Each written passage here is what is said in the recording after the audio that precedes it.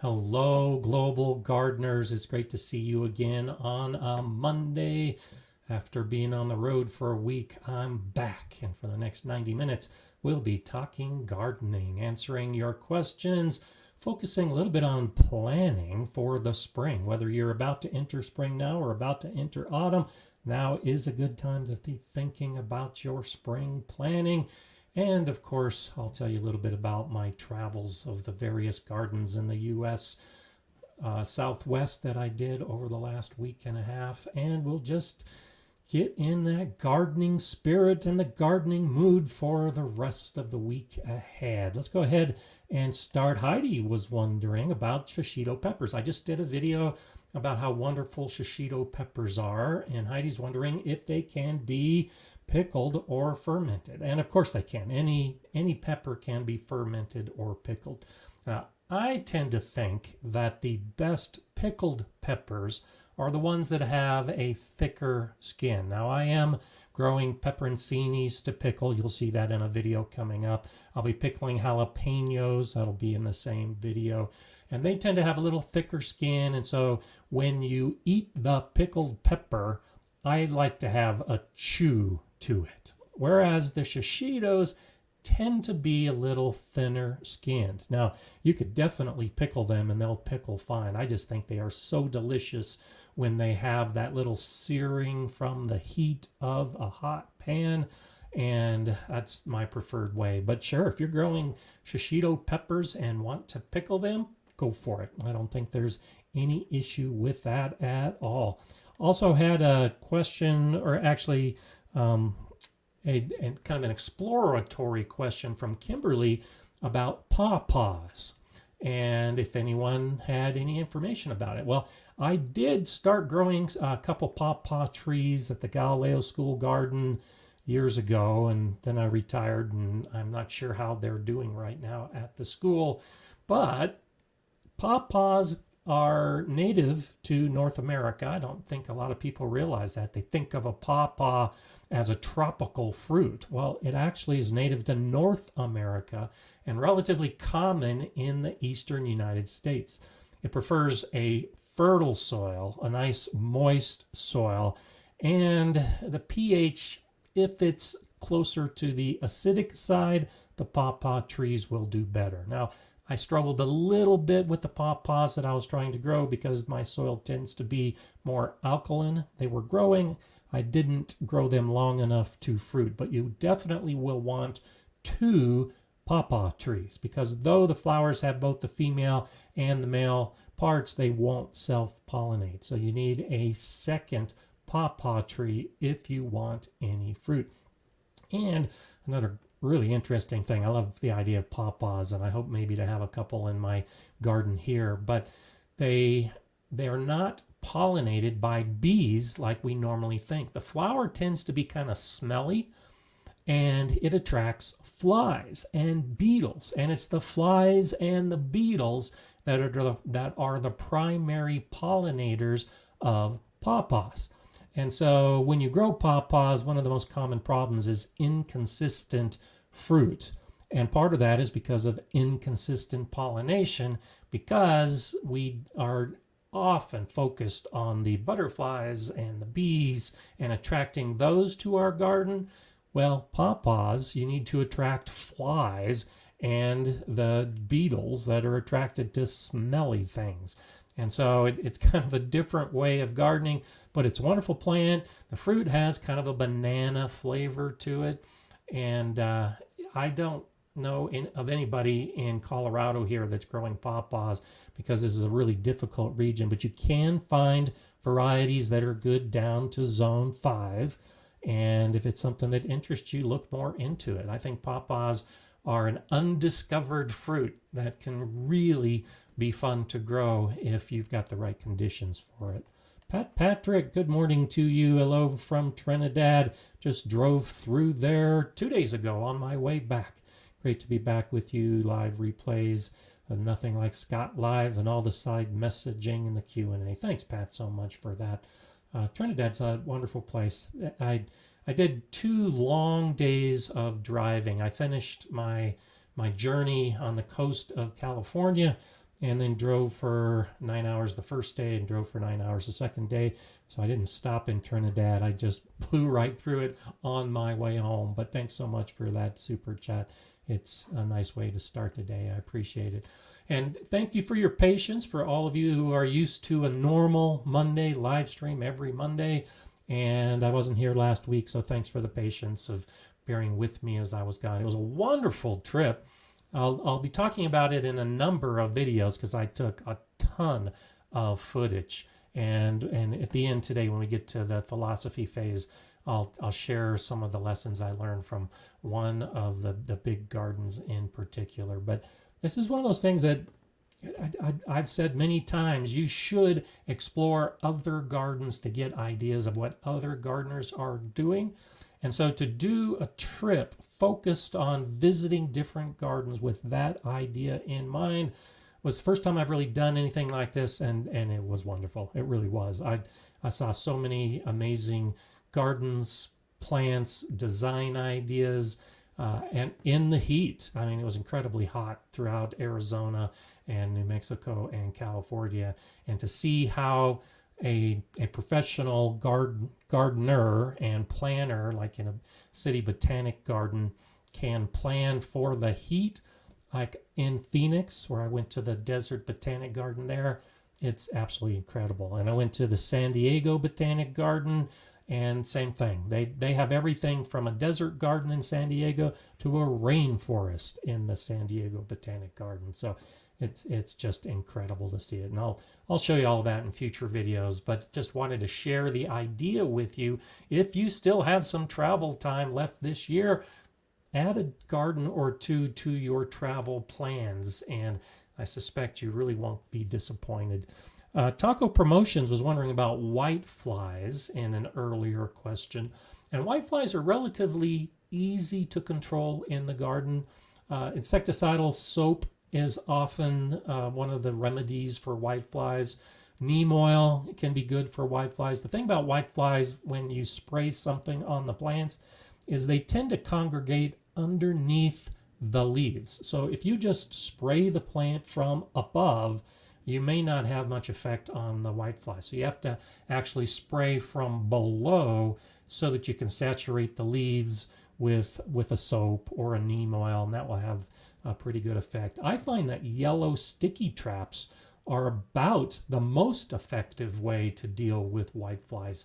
I'll stick sticky traps throughout my garden periodically, and I have very few issues with things like whiteflies because the sticky traps will attract them, and they're done for as soon as they touch that stickiness, of course.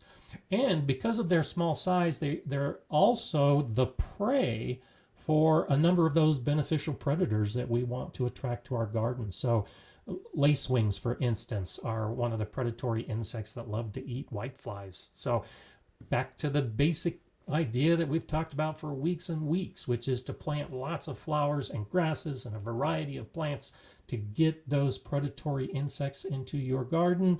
And that's one good way to deal with whiteflies. Throw in a couple yellow sticky traps, and really it's not much work at all. Okay, let's see what else we have. Christine Kendrick is saying, Gardener Scott, fellow gardeners, interested in growing Ceylon cinnamon tree in Arizona. Having a difficult time in finding seeds or trees. Any suggestions on reputable sites? That would be interesting to do. It might have been in the Phoenix garden I saw a cinnamon tree. I absolutely have no idea. That's nothing I've ever even looked into. But if you know of a good source, go ahead and put it in the comments to help Christine out. And Arizona is one of those places. I also visited my brother and his garden. They're just now starting to talk about growing the tomatoes and the peppers and everything else. It's just starting to cool down enough that they can grow a lot of the plants that many of us have been growing all summer, and our gardens are starting to fade as the temperatures cool. There's a lot of areas like Arizona where you don't even start your garden till it cools, because when we talk cool, we're talking cooling to 90 degrees Fahrenheit, which is 32 Celsius. So they've been above those temperatures for months now. and that's just too hot to grow most of the vegetable garden plants that we're growing. But now's the time that they're doing it. But cinnamon trees, great idea. I hope you can find something or a good source and do that, and then share the progress with us over the years as we proceed. Jennifer's wondering, any ideas on getting carrots to grow bigger? Mine have been going since May and are still tiny. Some of it is temperature. I have the same issue. I put my carrot seeds in May, and they're still relatively tiny. But as the temperatures begin to cool, you should see a lot of growth. And in my carrots, typically in the September timeframe, as the nights are cooler and the days are cooler, the carrots just suddenly burst and become bigger. The plants grow bigger. They're stressed during the heat of the summer, so they're not going to grow a lot during the heat of the summer. But as soon as the conditions improve that they are looking for, which is cooler conditions, you should see expanded growth. So just keep them watered so that when they start that burst of growth, the root has plenty of moisture in the soil to absorb and send to the plant. And I bet in the next month or so, you'll see a lot of good growth on that. Okay, let's see. Mage Grey Wolf says, I'm trying to find a good source for Dichondra Carolinensis. All I can find are Dichondra repens, but that grows too tall for the ground cover I want to use it for. Also, if you have a good suggestion for a source for this, share that. That's one of those things that I can't give you specific guidance on personally, but I think that's a nice idea. Mrs. Marvel, good to see you again. And also in a hot area, as I was just talking about, excited to ramp up the garden again, have some peppers and eggplants, which survived the summer, but everything suffered. So Mrs. Marvel is growing in a desert climate where the summer is extremely harsh on plants. And so while we're enjoying some of the heat, it's just overwhelming for plants and gardeners in regions like that, which is why some of us are starting to look to the cool. This week in particular, I noticed now that I've come back, my nighttime temperatures are starting to drop down into the low 50s. This week we're going to have about 54 degrees. That's about 12 degrees Celsius. And this is the coolest we've been in months. And so that's one reason why I want to talk a little bit about spring planting, because it's this time of year that I notice the temperatures cooling. But in the spring, it's the opposite, where the temperatures are starting to warm. And I tend to use 50 degrees Fahrenheit, which is 10 degrees Celsius, as a decision point in my garden, in both the spring and in the autumn. And so in the spring, you need to wait until your nighttime temperatures are regularly above 50 or 10 to start thinking about putting out your tomatoes and your peppers and your warm season plants. Well, the opposite holds true in the autumn. When the temperatures start dropping to that point at night, that shows that the season is beginning to come to a close. And so I did a video a few weeks back where I was topping the tomatoes, pinching off the growth to try to put more attention into the fruit. Now it becomes even more apparent with the temperatures cooling. You'll still get the blossoms and you'll want to get the fruit from those blossoms, but the season is coming to an end. And so you can prune your tomato plants even harsher than just pruning off the tips to really try to get the last of that plant's energy focused into the fruit development. Particularly for tomatoes, holds true for squashes and a lot of other plants. But the point being that it's the temperature that I start looking at, because it's the temperature that the plants are going to be reacting to as well. And so keep an eye on your forecast, keep an eye on your thermometer, and it should change some of the activities in your garden, to the point that if your cucumbers, for instance, or some of your squashes are starting to give less and less fruit, well, now might be a time to consider just pulling the plant and just putting it into the season, because with those cooler temperatures, the plant is not going to be producing much more, if any, fruit in the remaining bit of season. And so that's why I want to talk about spring planting right now, because as the season fades, for those of us that are almost in autumn, summer is about to end here very soon, what are you going to do with your beds? How long are you going to let your plants go? And if you make an early decision, if you just go ahead and say, okay, fine, I'm not going to get much more in the way of fruit and harvest from those plants, but the weather is still good right now, take advantage of the good weather. Pull up those plants and amend the beds. Start getting those beds ready for spring. Put in the compost, put in the grass clippings, put in the dried crushed leaves, put in whatever it is you've got to amend your soil. Go ahead and do it now. Even though we're in the middle of the growing season, you can still go ahead and do it now. It's getting a little late to plant for a fall garden for many of us, and that's why I think the focus really turns into preparation for the spring. And so if you do that now, where you get your beds prepared for the spring, as soon as you get the organic matter into your soil, you can go ahead and sow seeds like for cover crops. Now, typically, I would not advise sowing seeds or putting plants in the ground in a bed that's been recently amended, because there will be some nitrogen deprivation. As that organic matter is decomposed, the nitrogen is going to be drawn by the soil organisms to make that decomposition happen. It will balance out and all the nutrients will be released into the soil through the decomposition process, but initially nitrogen will be robbed from plants that you might be growing. But if you're using cover crops that include legumes that are taking nitrogen from the air primarily for their use, then it isn't as big a deal. You can still have some nitrogen deprivation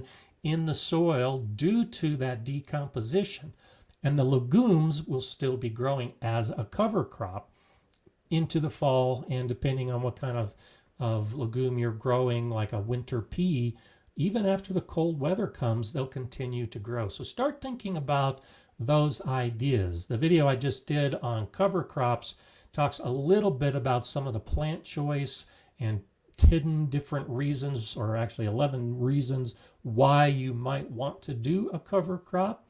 Well, this is typically the time of year, autumn, for many of us, where we're talking about doing cover crops to improve the soil for the spring. And this is where your calendar comes in. You want to start planning how you're going to use that cover crop come springtime. You start the seeds now. You grow the seeds into the winter. The plants may or may not die depending on how cold and harsh your winter is. But then come spring, you need to decide how you're going to prepare that bed for plants. And if you've been growing cover crops, you have a couple issues with the plants that we're growing, the cover crops. You can pull them out, you can cut them, you can turn them into the soil, you can leave them on the bed as a mulch, you can throw them in your compost pile. Lots of choices, but now's a good time to start thinking about that, because as I just said, with the nitrogen issues in the soil, if your plan is to grow cover crops and turn that organic matter into the soil as an amendment in spring, you're going to need some time for the soil organisms to begin the decomposition and for all the nutrients to reach a balance before you put your plants in spring. And I typically advise at least 4 weeks. 6 weeks is often better. And so get your calendar out right now and start thinking about when you are going to put your seeds and plants in spring, and then back that up 4 to 6 weeks, and that's when you're going to have to deal with the cover crops that you're putting in right now. So you can see why gardening really is a year-round activity, because you've got to start planning what you're going to be doing in those beds in March or April and it's still September. And if you are just now getting into your spring, same thing. If you've been growing cover crops, or if you haven't amended your bed for your spring plants, you probably need to do that right now too, because in another month, you're going to be doing the sowing and the planting, depending on what your climate is and what your plan is. So think about that. September, I think, is an important month in the garden world for springtime. Whether you're entering spring in the southern hemisphere or entering fall in the northern hemisphere, now's the time that the beds are being amended or planned for amendment. So there's one idea. We'll talk a little bit more about some spring planning as we proceed. Let's go ahead and see what else we have popping up in the discussion. Jennifer saying, my beet that is from last year bloomed, dropped seeds, and now I have beets growing as a cover crop. It's great. That's good. And we often don't talk about those kind of plants. In the video, I talked about the daikon radish as a cover crop. If you have dense soil and even a clay soil, growing plants with that big root can really improve the soil structure. It helps break it apart. It adds some space, air space to it, that then organic matter can work its way into that compacted soil. And so I love that idea of beets as a cover crop. I think that's great. I had the bed that I had grown all those seeds in, or all those plants for seeds, if you saw that video. Well, that is a bed that I've started sowing some cover crop seeds in.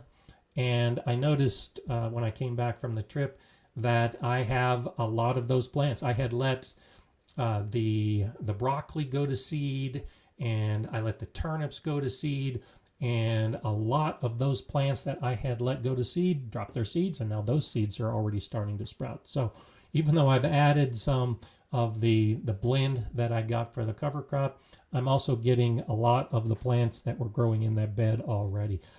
A cover crop really doesn't have to be a specific plant. If you have beets that are growing, yeah, leave them in place. They'll protect the soil, they'll add organic matter, they'll help keep the weeds down going into the spring.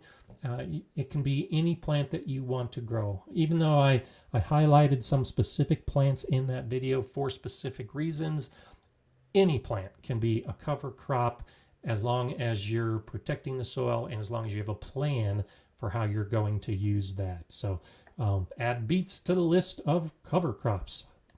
Ace, good to see you. Hello out there. Nice to have you in your evening or almost late night for you. So glad to have you here for the rest of us enjoying in the morning. Mage Grey Wolf saying, Gardening in Canada channel run by a soil scientist suggested using icicle radishes to aerate the soil, especially for no-dig gardens. There you go. Same idea. Any of those big root crops can aerate the soil. And yeah, no-dig gardening, I still like to turn in most of my organic matter because my soil is still being created. But once you have a pretty good soil, it can get compacted, especially for those of us that get a lot of snow in the winter. And that's one of those issues with no-dig gardening that often isn't discussed, is the soil compaction. Now, Charles Dowding will demonstrate and talks about how cushiony the soil is, and all of that organic matter is nice and loose, and you can walk across those beds and it won't compact. And that's true. When you live in a nice moist area with a lot of organic matter to add to your beds, no-dig gardening can create that nice, loose, cushiony kind of soil. But for many of us with a completely different type of soil, like in the middle of the United States and with a lot of snow, even with a soil like that, it gets compacted under the weight of snow in winter, and it loses a lot of that cushion. Those rooty plants can get that back. They can definitely aerate the soil if you are practicing no-dig methods in an area where you might have compaction issues because of things like snow. So that's definitely a good idea. Okay, let's see what else we have popping up. Not Goddess says, agree on radishes. Threw some extra red radish seeds on a bare spot in the lawn. In spring, hard, compacted. They didn't grow round, but grew down about 7 inches. Cool. Yeah, that's a nice. Radishes are really an underappreciated vegetable, I think. And I think I probably grow more radishes for soil improvement than I do that I actually eat, because they grow so quickly. You can get those benefits in your soil much faster than a lot of the other plants that you might otherwise grow with the intent of improving the soil. So yeah, grow radishes and let the radishes seed. I've got that video coming up soon where I'll show you how to save radish seeds and talk about that method, so you can have radish seeds for years to come with just a few seeds that you start with. Let them go to seed, save the seeds, and you'll have plenty of radishes. Okay, always nice to be here on a Monday. Always nice to share the time with you. I really did miss you all last week. I was on the road actually driving during this normal time last week. I was traveling from Arizona up to Palm Springs, California, and it was hot. That whole region of the country right now is experiencing near record or record heats. It was hot. It was 100 degrees, which is 38 degrees Celsius when I went through the Phoenix Botanic Garden. And it was just slightly less than that when I went through the Living Desert in Palm Desert, California. And even in San Diego, they were experiencing unusual heat. 85 degrees there. That's about 30 Celsius and high humidity, which is not normal for that area. And so I got my fill of the heat, but I enjoyed the plants. But all along the way, as I was touring these different gardens, I was always thinking, what can I bring back? What can I tell all these global gardeners that will benefit their garden? And that's why I took so much footage.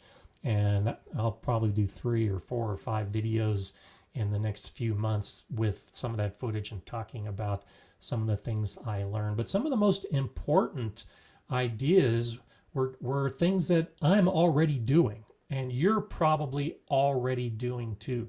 And so if you practice good gardening, you're really not going to be any different than the professional garden designers in these big city botanic gardens. You'll have areas of shade and areas of sun, and you match the plants to the shade or the sun, and you put some benches in, and you have pathways, and you have a large variety of plants. But when it comes to the design of your garden, something that I've talked about before in videos, and you'll hear me talk again, is a focal point. I think focal points in gardens is really important. And when I talk about gardens, it's more than just vegetable gardens. I know we talk a lot about vegetable gardening on this channel, but as we're trying to attract all those beneficial insects, like those predatory wasps and lacewings and ladybugs, well, the plants that are attracting those insects are the flowers and the grasses and the trees and the bushes. And so you should have those kind of spaces in your landscape. And those spaces, if you plan them, can be beautiful gardens in their own right. And that's what I'm doing. And that's you see that over the course of the progression of my garden as I make videos and show how I do that. But as you look into developing those kind of garden areas, have a focal point, something that really brings your eye to a major component in that area. It could be a tree. It could be a big bush. It can be a tall plant. It can be a grouping of plants with all the same color. It can be a grouping of plants with all the same type of leaf. There are a number of different ways that you can bring the eye in and get that focal point. It could be a sculpture. It could be a pond. It could be a simple bench in the middle of the area.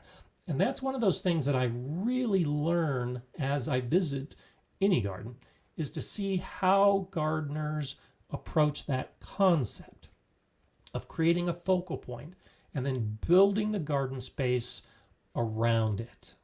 And And in the video I did recently at the Denver Botanic Garden, the one garden in particular that really resonated with me had that. There was a sculpture in the middle of the garden. There weren't a lot of flowers, there were no trees, there were no bushes, but there was a lot of green plants around that sculpture, and then some curved paths around that, and then some smaller beds. It was all green. There was no color. There were no flowers that were popping. The whole point of that garden space was that sculpture in the middle. And so you can easily replicate those kind of ideas within your garden space. And I'll do what I can to share with you some of what I've seen, but that's also why I suggest you get out and visit other gardens so that you can see for yourself some of the ideas that you might want to take back and replicate in your own garden. But chances are you're probably already doing a lot of it. There's a lot of doubt that many gardeners have, thinking, oh, I'm just not doing things right. Well, if your plants are growing, then you're doing it right. And it's just a question now of how you choose to continue to grow your plants and add plants, and whether you want to incorporate any design principles into those thoughts. Isabel, thank you so much for that. Tasted my black tomatoes, delicious, less acid than red tomatoes. I'm so happy for my first gardening. Congratulations, that's awesome. Black tomatoes, I had a black Krim. It was actually the first black Krim. They started to ripen when I went on my trip, and I came back and had my black Krim tomato for the first time last night. And there are so many delicious black tomatoes out there. And they're not technically black. You could almost call them purple. The shoulder of the tomato is usually a darker color. The bottom of the tomato may be green or red, but a lot of different varieties of black tomatoes. So good for you. And they will have different tastes than some of the traditional red tomatoes. So I'm glad you had some success. It's always nice to try something new, especially when you're new to gardening and you can do that and discover that newness. I think that's awesome. So good for you. Congratulations. Okay, let's see what we have. Ultimate Gardening is with us today. I started to get animated in vegetable gardening, and so I started a lot of seeds and prepared the soil. Good for you. And again, this is a good time of year. North or South Hemisphere, now's the good time of year to start doing exactly that. Get your seeds ready to go, get your soil ready to go so that you can be prepared.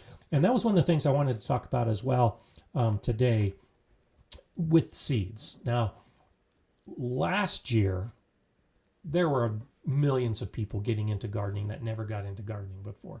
And millions of people buying seeds that had never bought seeds before, and they bought way more seeds than they needed. And so all the seed companies ran out of seed early.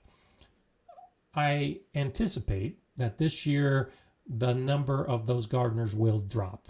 Many of them are back to work. Many of them don't have the time. Many of them may not be as interested as they were initially when they were spending a lot of time home with their family. But you're probably still going to see some seed shortages in some of the nurseries all over the world. And so as you start thinking about your spring, start thinking about the seeds that you're going to be putting in. And again, back to the idea of the calendar. Mark on your calendar at least 3 months. I would advise probably closer to 5 or 6 months as the target for when you want to have all of your seeds. So for me, I put my seeds in the ground for many of my plants in May, based on my climate, based on my weather.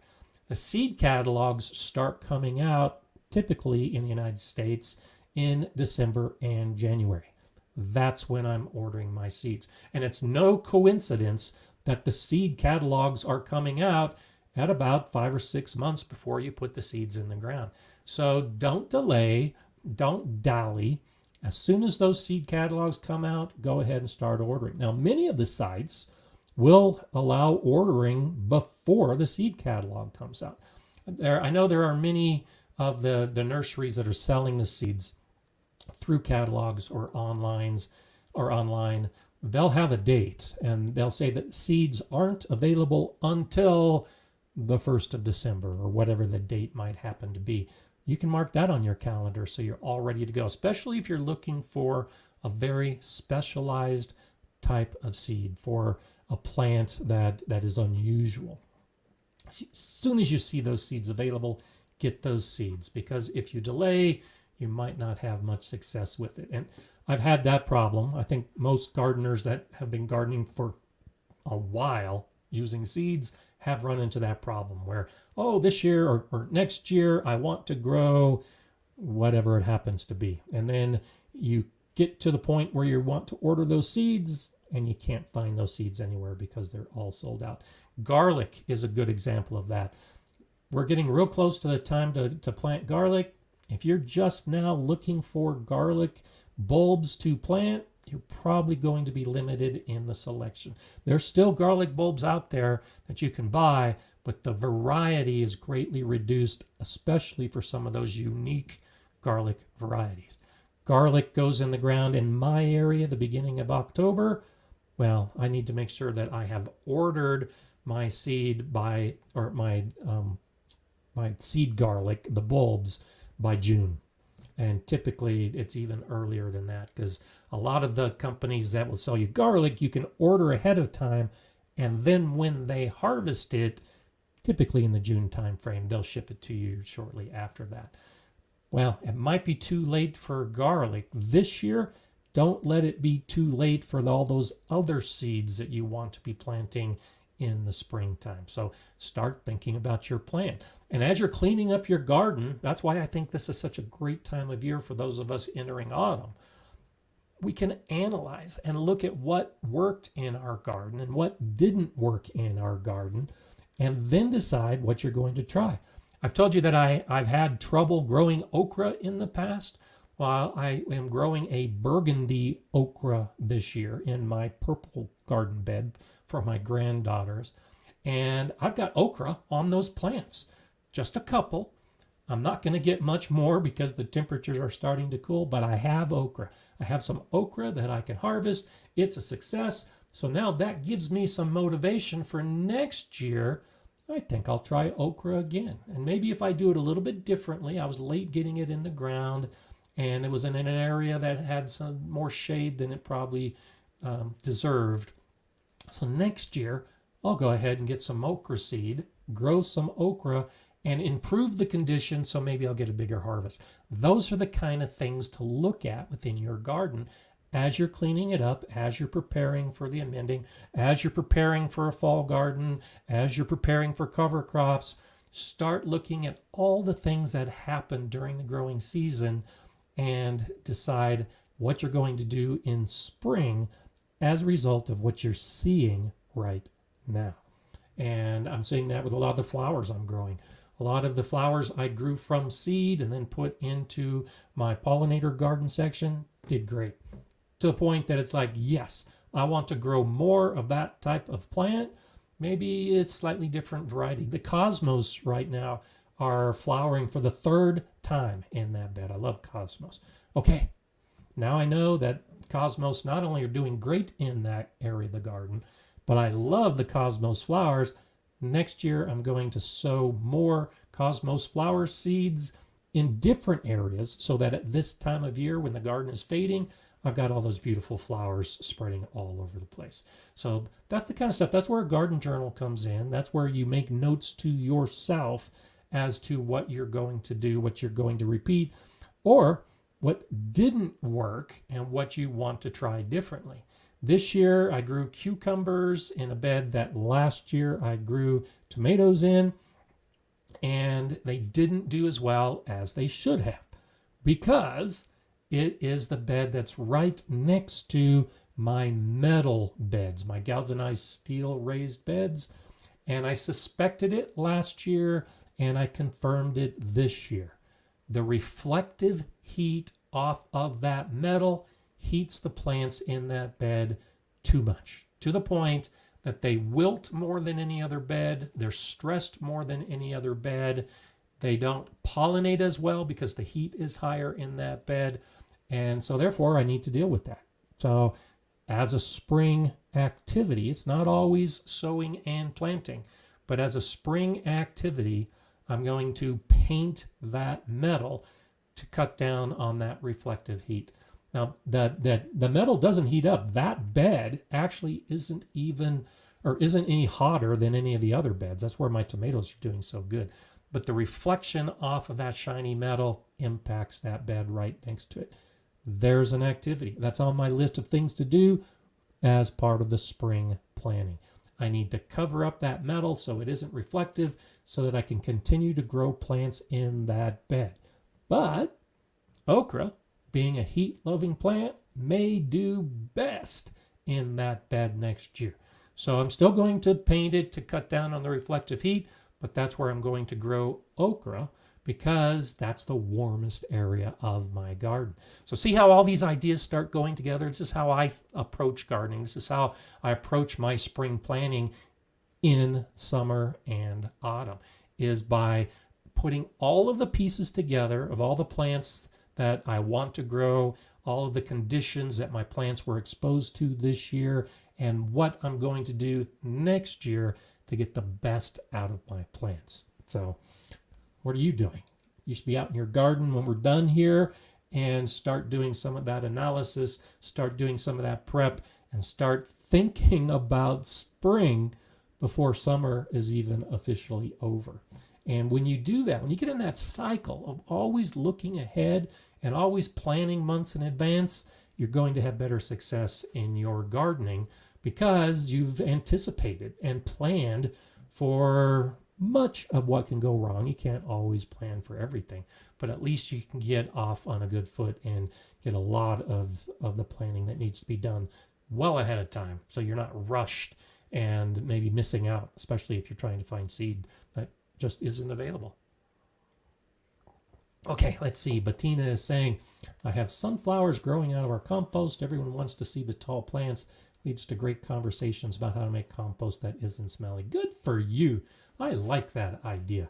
I actually have some pumpkin plants growing out of one of my compost beds right now, but it's behind a fence, so I don't have anyone that's looking at them. But I love that idea. Conversations in the garden with anybody gets everybody enthusiastic about gardening. So I think that's great, but especially to point out that compost doesn't need to smell. Good for you. It definitely doesn't. And if you're doing it right, no one will even know you have a compost pile unless you've got sunflowers growing out of it. That's awesome. I am Deb Snowflake Coleman says, like the way your brain works, your ability to be aware of such and vocalize it. Thanks for sharing your processing.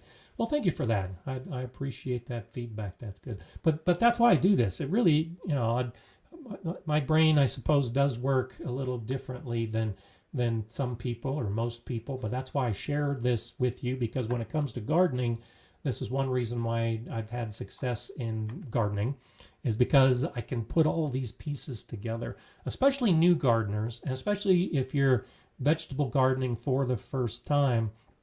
You're focused.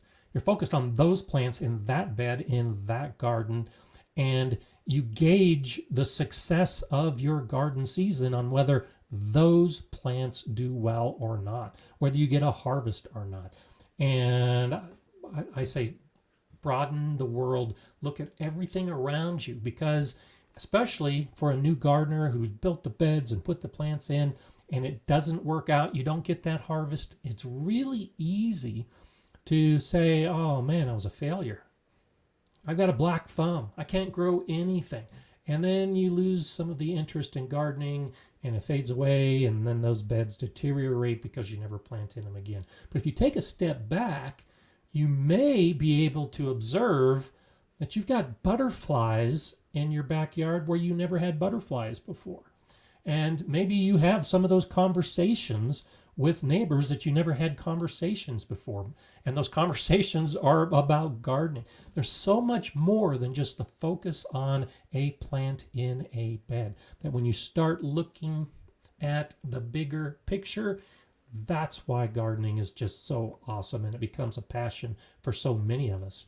Because I do a lot in the garden, and often the thing that is least important is the plant in the bed. I'm focused so much more on everything that's happening around that plant. What insects are coming in? What animals are coming in? How is the soil doing? How about the temperature? Is there something that I can do to moderate the soil temperature? There's so many things beyond just that plant. But you got to step back and you got to think about it. And it might be uncomfortable because it's a new idea. We're trying to grow a plant, and now I'm telling you to step back from that plant and don't worry about that plant and start thinking about all the other stuff. But that's how all the pieces come together, and eventually you can sit back and enjoy and have that success and share those success stories over the compost pile with your neighbors and grow more sunflowers or anything else that you have. So it's always fun. Okay, Lila's saying, I was a little discouraged with my garden this year. I see so many mistakes. My neighbor loves my garden. Laugh out loud. I guess that's just the way. Yeah, that's exactly the way. And actually, I'd say you're already having successes just by identifying the mistakes and the problems.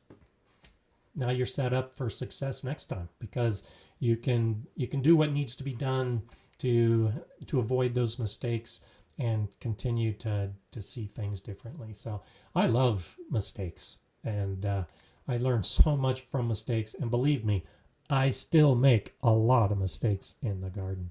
Wendy's asking, question on last week's video, where do you recommend to purchase Shishito pepper seeds? Thanks. So I actually did put a link in that video in the description. And so True Leaf Market is one of the places that I get Shishito seeds. I think I've also, where did I get Shishito? I think I might have also got Shishito seeds from Territorial Seed. But yeah, if you just click on the link in the description underneath that video, it'll take you right to the True Leaf Market site. And because I know that they've got the Shishito pepper seeds, and that has been an issue because, again, that's a relatively unique variety. It's becoming more and more popular. I didn't realize that Jess from Roots and Refuge had done a video on the Shishito pepper, but I had a lot of people comment that they discovered it through her video. But between her and me now talking about Shishito peppers, this might be one of those that it might be difficult to find. And so that's one reason why I put a link in the description to at least take you to a site where I know they have them. But I think some of the bigger seed sites will probably have the Shishito peppers. It's just a question of whether they're in stock or not. But it is a wonderful pepper to grow. And if you haven't seen that video, go to that video. And if you have seen the video, go back and read the comments, and you'll see, surprisingly, well, maybe not surprisingly, because it is such a good pepper, but the comments are just filled with people saying, I love Shishito. Oh, I get a ton of Shishitos. All the stuff I said in that video, I was really glad to see dozens and dozens of comments from people who had the same experience. Very low heat or no heat, ton of fruit, easy to grow, great tasting, and the seeds are available. But get them now so that you don't run out if you wait too long going into the springtime. So there you go. Connie says I ordered my Shishito pepper seed from True Leaf from my video. So thanks, Connie, for sharing that, because that is an easy way to do it. And it's one of those things that when you discover something, gets back to the idea of a conversation in the garden. When you discover something new that is just fantastic, share it. It may or may not work in someone else's garden, but they can be the ones to make that decision.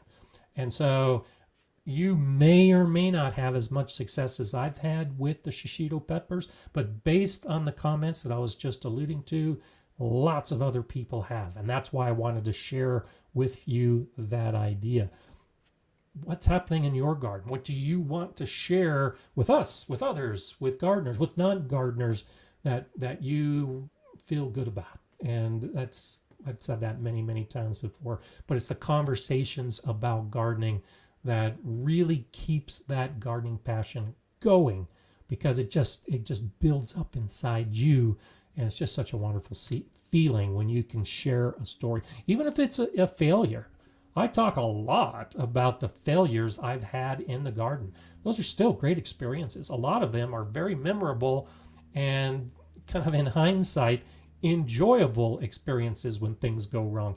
I think I may have mentioned in a video, I'm not sure if I've talked about it on the live stream, but a number of years ago, I decided to experiment with the method that if you're in the US and you went through the public school system, you probably learned about the Pilgrims being taught to grow corn, and they would bury fish underneath the corn.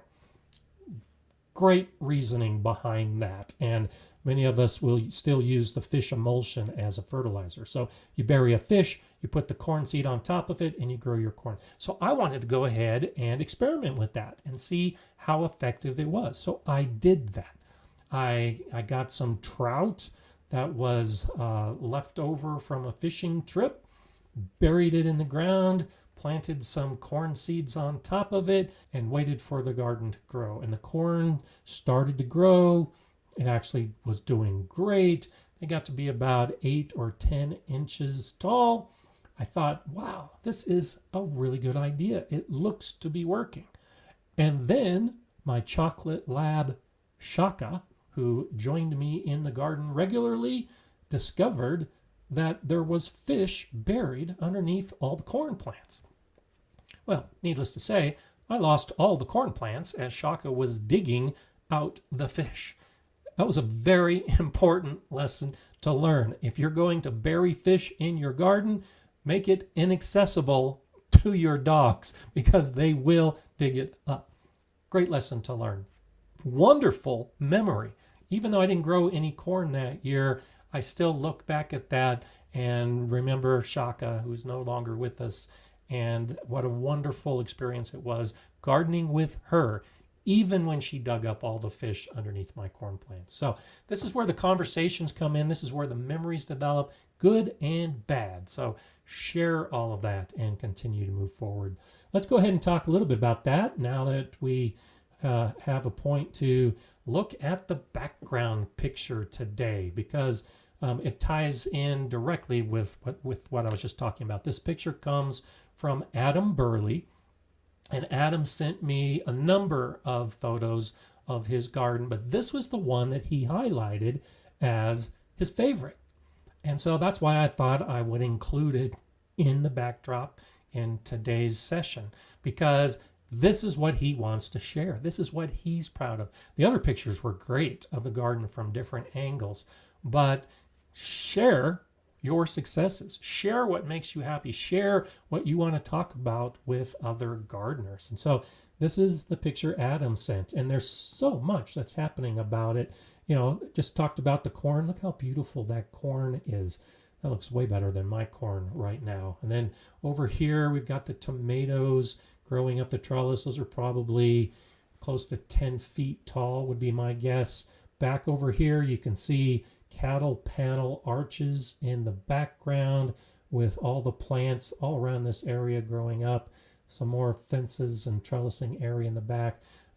Just off to the side over my shoulder here, you can kind of see right here are the bags of potatoes that he's growing. So just a wonderful garden setting that Adam was very proud of, and I think has every right to be proud of. This is just a beautiful garden space with a lot going on, and everything looks great. And then, of course, one of the reasons he likes it is the sky, and the color of the sky is partly due to the smoke from the wildfires that were nearby. And so there's this one picture is just filled with stories from Adam, to include terrible soil. The soil is terrible. He's taken years working on the soil, improving it to the point that not only does all this look great, but this is really the first year that he's had this much success in the garden. So why not take a picture of it? Why not share it with me so that I can share it with you, so that that Adam gets that extra little warm feeling that I'm saying this is a wonderful story, and probably some of you are thinking the same thing. So that's the idea. Share all of your garden stories, whether they're positive or, talking about the mistakes. But when you can share a story like this one from Adam, where there's just so many good things to focus on, it just makes the whole gardening experience that much better. And so after all the work that Adam's put in to the soil, to see the results like this year, he's got the passion. Whether he had doubts in the past or not doesn't matter. I can guarantee you he's going to be doing this again next year and the year after and the year after that. And so that's what is so great about all this stuff that we do, is when you finally get to that point that you have success like this, you're hooked. And that's where I've been for about 30 years now, is I'm hooked. That's why I keep coming back to it. And so you new gardeners that are still looking for that success, still struggling with your soil, still trying to figure out your weather, still trying to decide what plants you're going to grow in spring, since I just said you're supposed to think about spring planting, and now your brain is wrapped around that and you're starting to have some anxiety because you haven't picked out your spring plants in September. Don't worry about it. It all starts coming together. The more you do it, the more experience you have, and you'll figure it out. You can wait to the last minute to put plants in the ground. I've done that, where a season goes bad and plants fail, and I go to the store and see what seeds are available and buy those seeds, and that's what I grow that year. Even with planning, things can go wrong, but it works better if you can plan ahead of time and then have success like this. So thanks to Adam for sharing this picture. It really warmed my day to be able to see what you've been able to accomplish in your garden. And share with me your photos as well, good or bad. If you want me to share a story and a picture of things that went wrong, I can do that too. Send it to gardenerscott@gardenerscott.com, and I'll go ahead and add it to the queue, and we'll move from there. So it's reaching that point where some of us are not going to have the big lush green gardens when the freeze comes. And I know my freeze is coming within the next month. And so to be able to still see green photos from other people's gardens is going to keep some of us moving forward with that happy gardening attitude, even when our own gardens are starting to fade. Okay, let's see. It's Naima saying, we are only just learning to harvest and store for winter. Baby steps. Absolutely. And it is baby steps. It's one little bit at a time. And I agree completely with Nikki Oliver. Soil is so important. If you've seen some of my soil videos, I say soil is key to gardening success. It is the most important thing you should be thinking about in your garden. Finding out the hard way, and that's the way most of us do it, with pumpkins that are suffering and hungry. Yeah, and that's all part of the learning experience. We think, oh yeah, the soil's good enough. When we put a plant in, the plant doesn't do well at all, especially a plant like pumpkins and squashes with the big leaves, and it's so obvious when those plants aren't doing well. Well, it comes back to the soil. So I'm glad you've learned that, Nikki, with the soil being the big factor. The key component in the garden is soil. And that's why I started today talking about amending your soil. And now's the time to start thinking about amending the soil. Whether you're going into autumn or going into spring, you need to have amended soil. I didn't fertilize my plants at all this year. And you've seen them in the background in some of my recent videos. You'll see more in the videos to come. But all I did was amend my beds in fall and or spring, and the plants do great in good soil. So if you focus on the soil, you can throw away all the fertilizer and you'll still have the good success with the plants. So definitely keep doing that. So Melissa says, speaking of when to do these lives end, I immensely enjoyed myself. So if you're talking about today, each one, this is going to end in about half an hour. So each of these lives last 90 minutes. And so I start them at 9 o'clock Mountain Time. and they run for 90 minutes. So wherever you're at right now, take a look at your clock. And we started an hour ago, and we're going to end in about 30 minutes. If you're wondering when they're going to end in the long term, I'm planning on doing this for a long time to come. So today is number 77, I believe. This is the 77th episode, and I'm planning on doing this for a long time to come. I do have those thoughts as I make more and more videos, and do envision a time when I start making fewer videos. I'm still planning on doing the live stream. So you may have a point where I only occasionally release a video, but you can expect that the live streams will continue for a long time to come. So thanks for asking that question.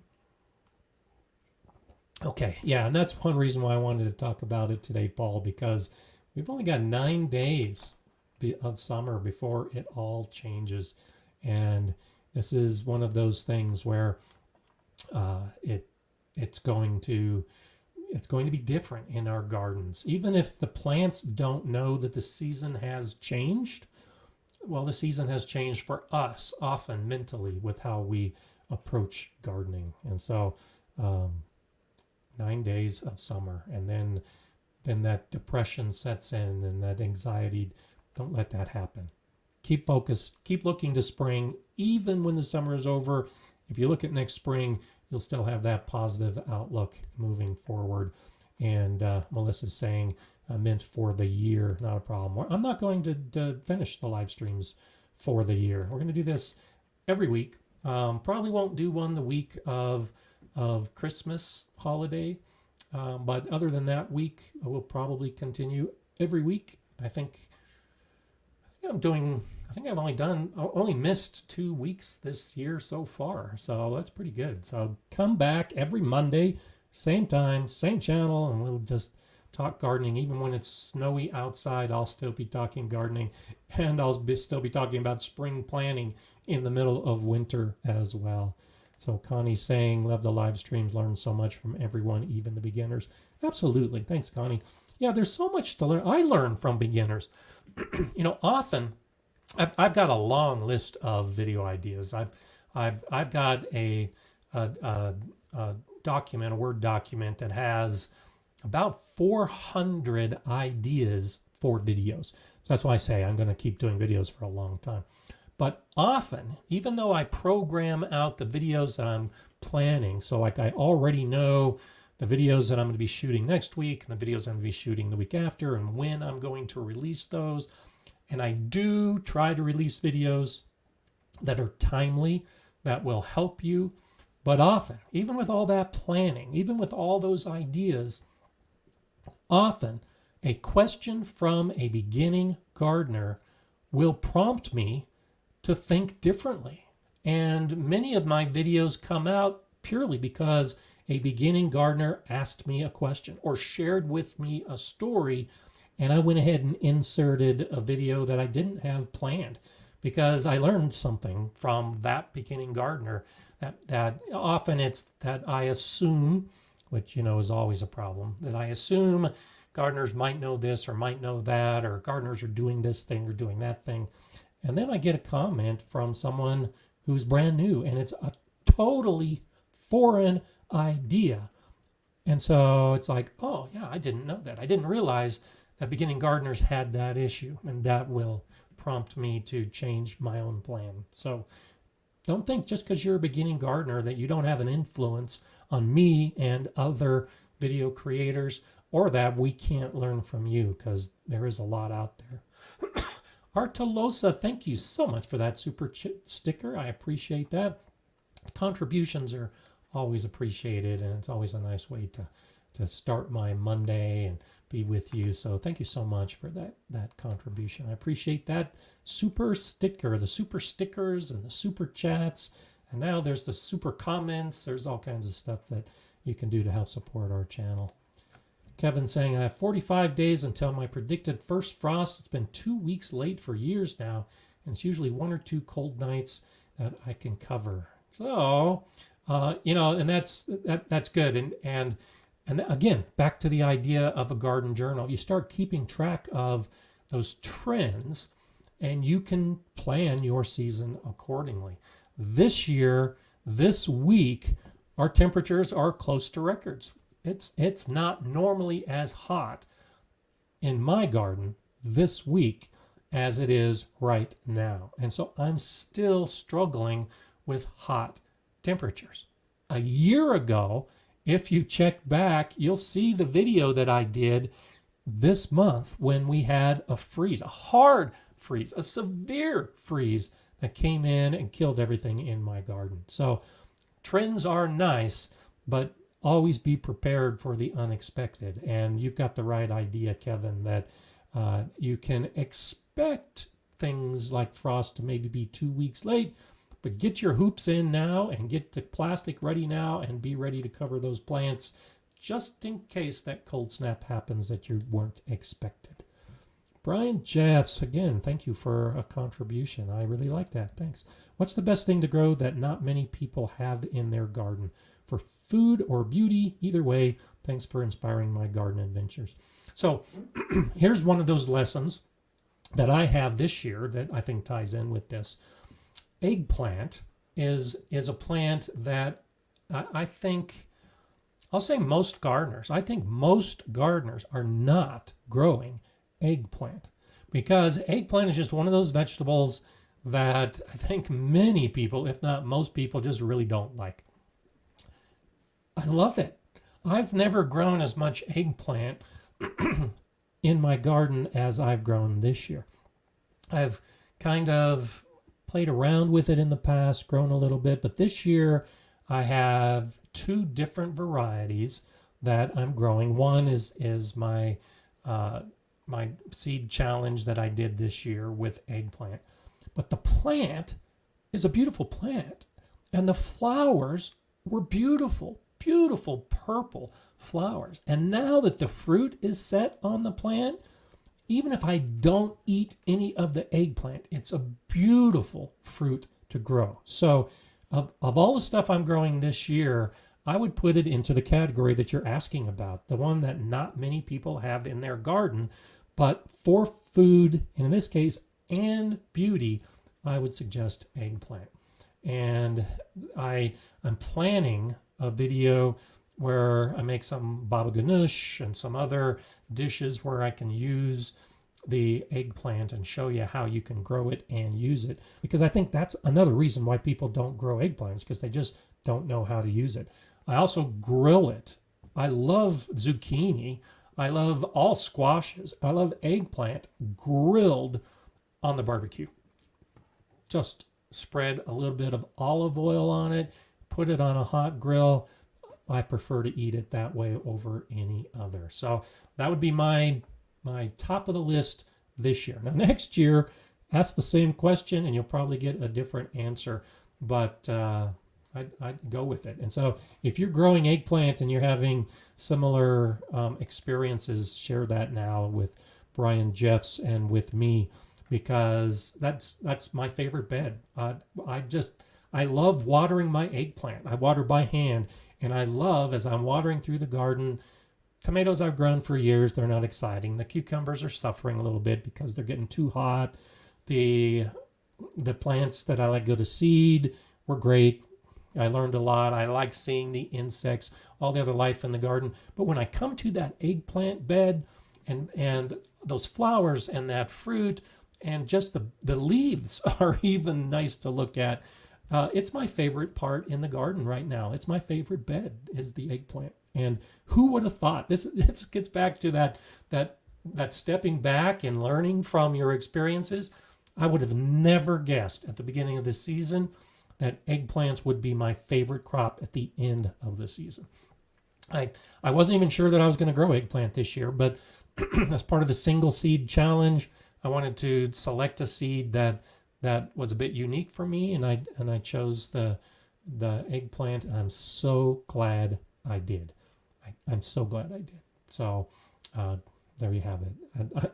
A long diatribe on eggplants in the garden, just because for me it was just a great experience this year. Okay, let's see. Mrs. Marvel says, maybe it's fairy tale, I don't know. Friend gave me a few seeds and I just fell in love with eggplant this year. There you go. So I'm not the only ones, or not the only one. K Miller says, I love eggplant and mushroom lasagna. There you go. So see, it's not just me, but as you know, to the point of the question, I think it's an undergrown plant. I think a lot of gardeners are not growing eggplant, and therefore you should consider doing it in your garden. Llama Llama says, I think the reason most people don't like eggplants is because they haven't tried them prepared correctly. So good marinated. Yeah, absolutely. Marinated eggplant is another option.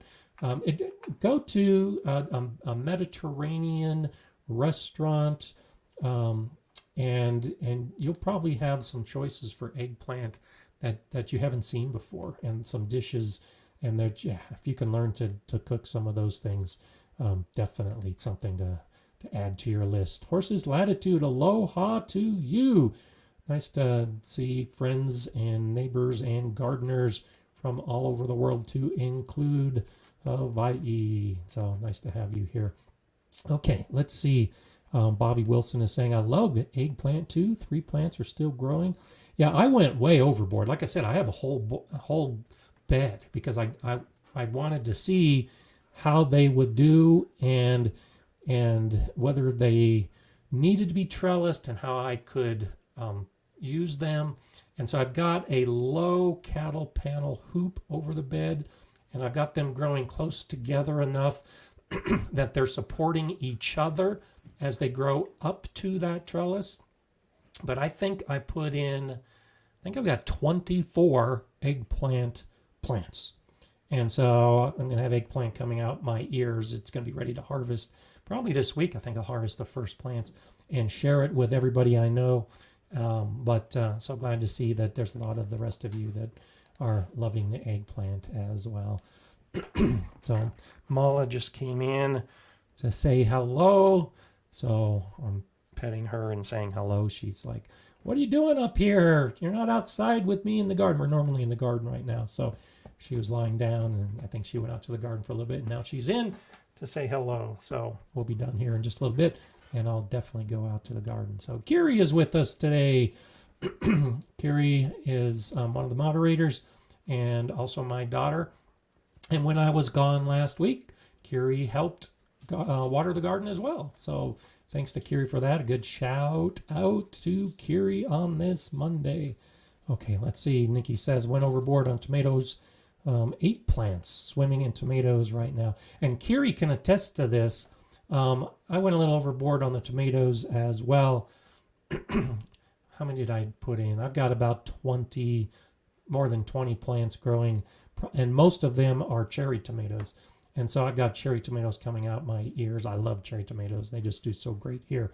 I don't know if that's going overboard or just enjoying the success of plants that do well in the garden.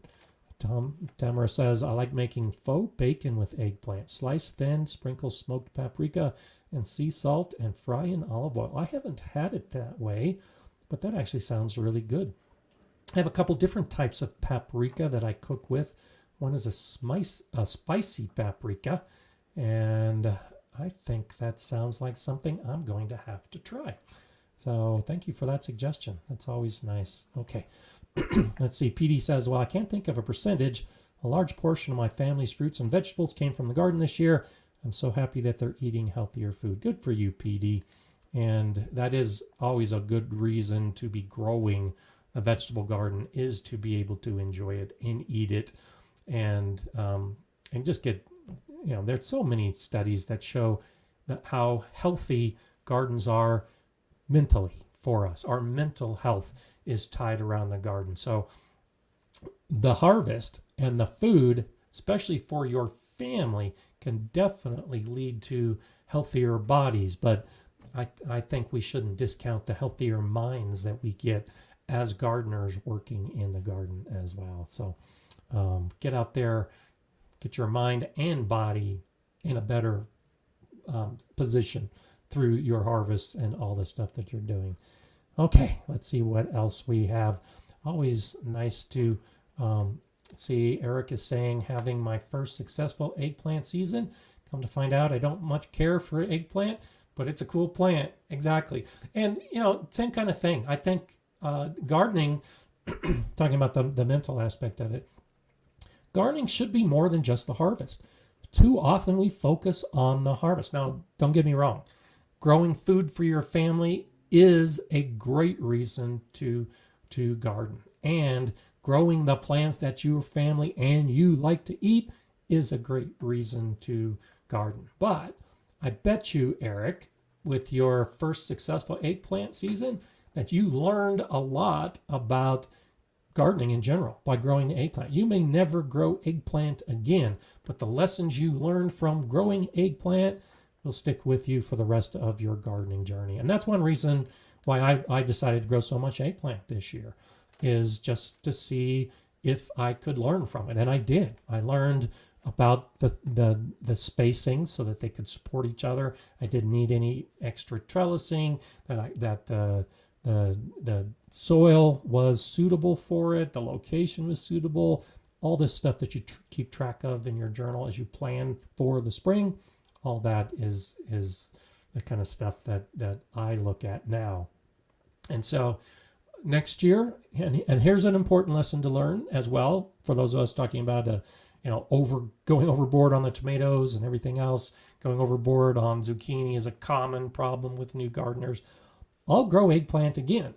I'm just not going to grow 24 eggplant again. Now that I've grown it successfully and learned some of the lessons from growing eggplant, now I can cut back and grow the varieties that I like best in an area of the garden where I think it might do better next year. It did great this year, but it got some early shade, and I'm tempted now next year to put it into one of those beds that isn't receiving that afternoon shade as early, and then see how it does. But I don't have to grow 20 eggplants to learn that lesson for next year. So grow stuff that you don't like, grow stuff that you don't eat. I've said this before, Kiri can attest to this. I grew green beans in my garden, and I'm not a green bean fan. Just plain old green beans, not high on my enjoyment list. But I grew green beans to pickle them, to give to Kiri and other members of the family that liked my pickled green beans, mixed with some cayenne peppers that I grew. Those spicy beans were a hit by everyone who had them. I liked them okay, but I was growing the pickles or the green beans for pickling, not so much for me, but for someone else, for the other members of the family. Now, since then, I've discovered beans like the rattlesnake. I like rattlesnake beans. And so if I'm going to eat a bean, I prefer it to be a rattlesnake bean. And one of the restaurants I actually visited on my trip was serving rattlesnake beans. I'd never seen them in a restaurant before, but it made a point to highlight on the menu that rattlesnake beans were one of the side dishes that they were serving. So when you discover those type of things, you can move forward. I don't grow green beans anymore, but I'm growing rattlesnake beans, and I'm growing dragon's tongue beans because they've got purple streaks running through them so that my granddaughters can see the purple bean that's growing out there, and it has a cool name, dragon's tongue. So think about those kind of things as you're planning your spring garden. If you come across a variety that sounds interesting, even if it's something you don't eat, try it. You may love it in the future, or you might like the way the plant looks. And that's always a good reason for moving forward with your gardening. Even if you're not eating a plant like the eggplant, I love the way the plant looks. And I know I'll never be able to eat all of those eggplants, but I loved growing the eggplant this year. Bettina's saying 110 kilos of food out of the garden. That's incredible. Haven't started weighing onions, parsnips, and celeriac. Good for you, Bettina. That's a successful year. I think that's one of those things that you should definitely share that story with others. Paul is saying, my single seed challenge this year was a blonde cucumber. I don't care much for cucumbers. My wife thought they were the best tasting cuke she ever had. There you go. Yet again, substantiating that idea. Grow for others, not just yourself. And I haven't done the blonde cucumbers. Maybe I'll add that to my list of things to add to my spring buying spree, which is coming. And you'll probably see a video I'm trying to figure out exactly how I want to approach it, but I just got so many seeds. Last year I showed you how I organized seeds. I talked about how I ordered seeds. And this year I've just got so many seeds. Now I need to do a video on how to get rid of the seeds and move forward with that, because I still want to buy seeds and I still want to try new things. But I just have so many packets of so many things that I know I'm not going to be growing. And so that's something that you'll see from me at some point in the future, is that concept. What do you do when you have too many seeds? What do you do when you have seeds of a plant you know you're not going to grow? And so I'll be talking about that in the future. It's something like like part of the planning, but also when it's all said and done, what you do when you discover that what you did isn't a favorite plant and something that you're not going to repeat again. Okay, Earthy Artist is asking if I'm in this chat. I am in this chat. I'm confused which week he's away. I was away last week, but I'm back now, and I'm going to be here for the weeks to come. So yes, I am in this chat, and I'll be next week and the week after that in the chat as well. So sorry if there was any confusion about that. Carla's saying we have so many flower seeds we have collected this year. We're going to flower bomb the vacant lots. So that's interesting you say that, because I actually have 2 videos planned with that specific idea. So I've already filmed most of the video on collecting the flower seeds, because I've got a ton of flower seeds as well this year. I'm just waiting to film the next phase, which is actually collecting them and storing them. So that video is coming pretty soon. But my sister-in-law did the bombing of lots about a month ago. And so she actually filmed some of her group going to do that. So that's going to be another video that's going to be coming up a little bit later. And the idea is exactly that. If you've got native plants, are usually best, native flowers.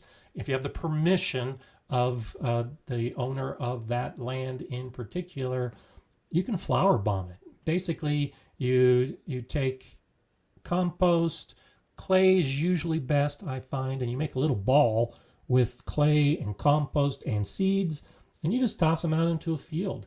And then over the winter, with rain or snow, depending on what your climate is, that ball will melt, and that compost and clay will create a growing medium for those seeds.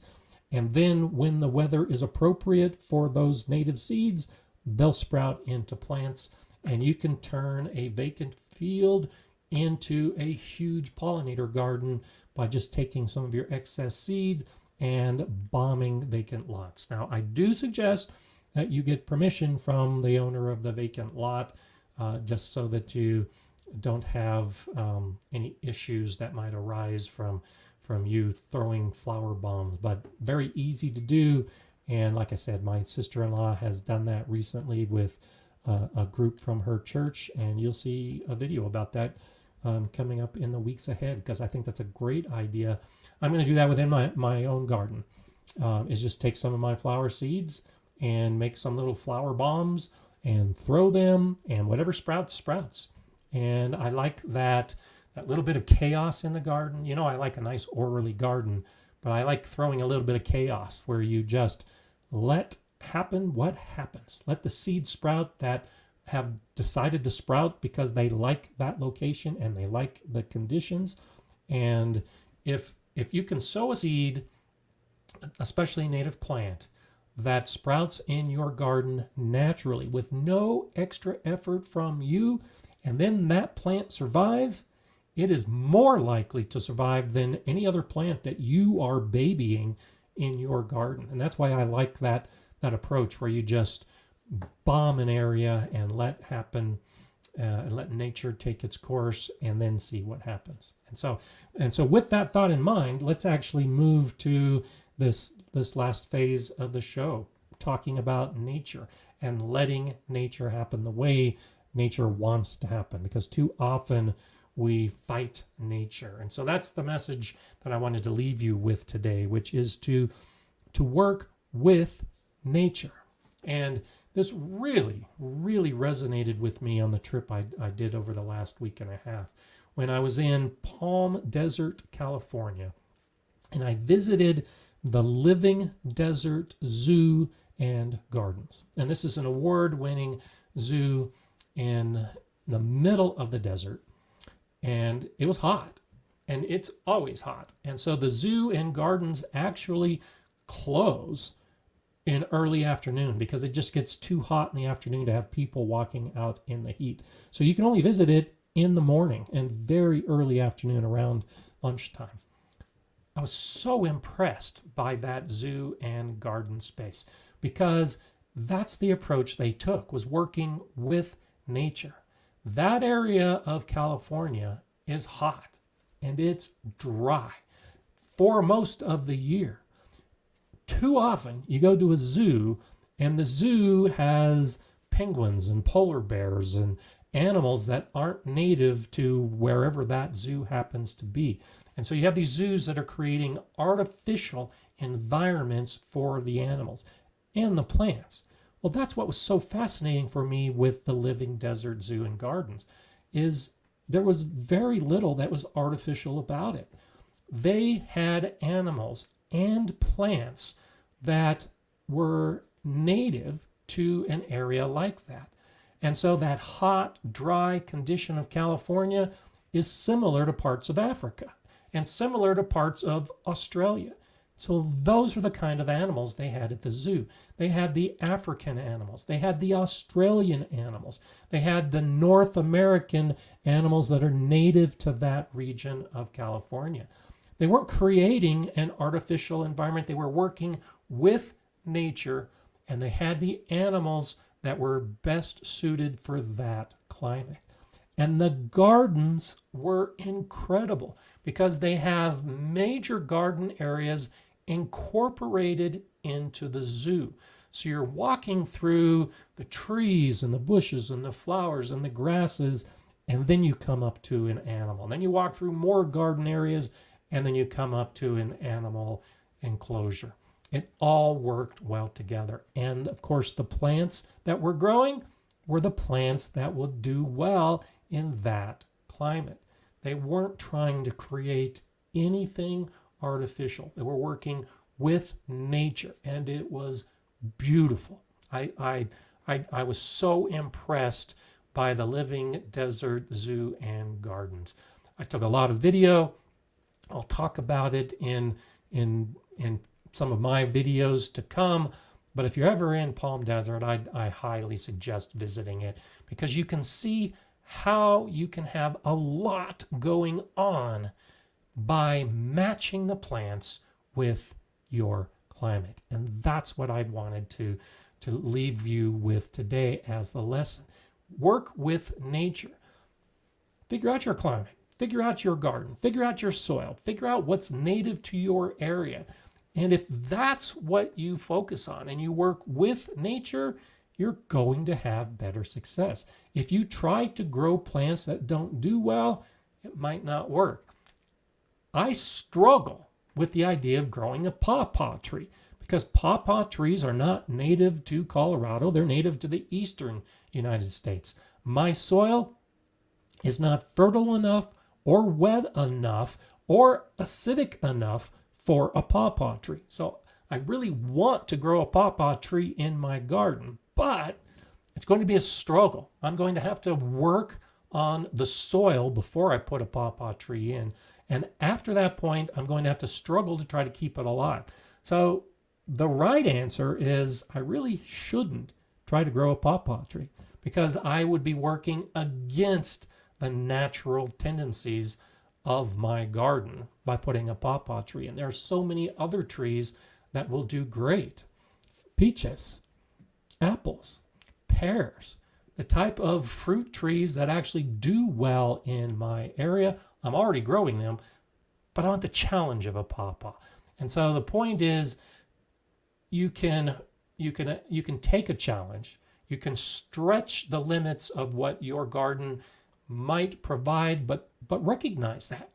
Recognize that if you're choosing a plant like that to grow in your garden, you're working against nature. You're working against your climate. And it's going to be more difficult to have the success. If you're new to gardening, if you're still learning about gardening, it will be easier to work with nature. Choose the seeds that are appropriate for your soil. Put the plants in that are appropriate for your climate. Plan your garden based on the anticipated weather that you have at the different times of year. And so as you build your beds, and like we were talking about with Kevin and the impending frost, anticipate what kind of protection you might need to have over your plants if you're growing something that isn't native. A seed bomb that you can toss into a vacant lot or somewhere in your landscape, and it sprouts and it grows and you don't have to do anything with it. Those are the plants to learn from. Those are the plants that you can identify and say, okay, wow, Cosmos in my garden, they're doing great right now. Why are they doing great? How can I expand on that success? What can I do in my garden to acknowledge that Cosmos is a plant, is a flower that does great in my area? So I'm going to do more of it because that's the lesson. It does great. I'm not fighting nature. I'm not doing much at all other than watering those plants, and they're doing great. Nature is telling me that's a plant I should continue to grow. And those are the lessons that I'm walking throughout my garden now and in the weeks to come and learning from. What is Mother Nature telling me? What is doing well? What don't I need to work hard at so that I can have the success and I can replicate it in the future? So if you work with nature, because nature's telling you what works and what doesn't work. If you work with nature and you learn the lessons of what works, you're going to have more success. You can challenge nature. You can push the limits. If you have the success, it feels great, but it's a lot more work. And when I look at the different botanic gardens I've gone to recently, and I see the areas that are out of character for the climate, I can see how much more irrigation they have to use, or the special aspect of that particular exhibit to get those plants to grow in that area. It can be done, but it's a lot more work. But in an area where the animals and the plants are residing side by side because they're perfectly matched, it looks so easy. Now, of course, they've got a team of gardeners in a big area, in a zoo or botanic garden, but I can recognize how much easier their work is when they've chosen the plants that are best for that area. And that's the message. Choose your plants, work with nature, and you'll be able to move forward. So as you think about spring and what you're going to grow next year, keep that lesson in mind as you start looking at catalogs, as you start ordering, and as you start coming up with your spring plan. Choose some stuff that's easy. You don't always have to work hard. Choose the easy stuff and just get that out of the way. You can sit back and enjoy the flowers and the plants, and then put some focus in some of the stuff that takes work. But easy's good. Take easy, work with nature, and I bet you'll enjoy it. So want to go ahead and say thank you again for being here on this Monday. Thanks for allowing me to go away for a little bit and now come back, and I'll be here for many weeks to come. I love the participation. I love the questions. I love all the answers you're giving to each other, all the information you're sharing. And I love just starting my gardening week here with you. So I'm going out to the garden now with Mala. We've got lots of stuff on our calendar for today and for the week ahead. And I'll be back here next Monday, same time, same channel, to talk gardening for your gardening week. I'm Gardener Scott. Enjoy gardening.